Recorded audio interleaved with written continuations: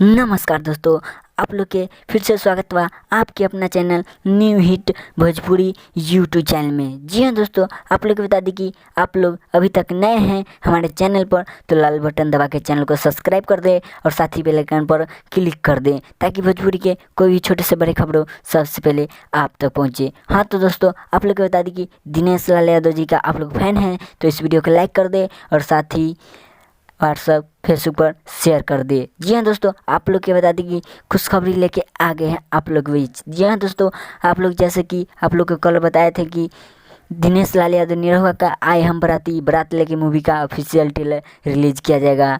जी हाँ दोस्तों, आप लोग के बता दें कि रिपोर्ट के अनुसार रिलीज कर दिया गया है। जी हाँ दोस्तों, आप लोग को बता दें कि यस्सी फिल्म्स के यूट्यूब चैनल पर आज सुबह दिनेश लाल यादव निरहुआ का new movie official trailer release कर दिया गया है। आए हम बारात लेके। आज के लिए इतना ही, फिर से मिलते हैं अगले वीडियो में। जय हिंद, जय भोजपुरी।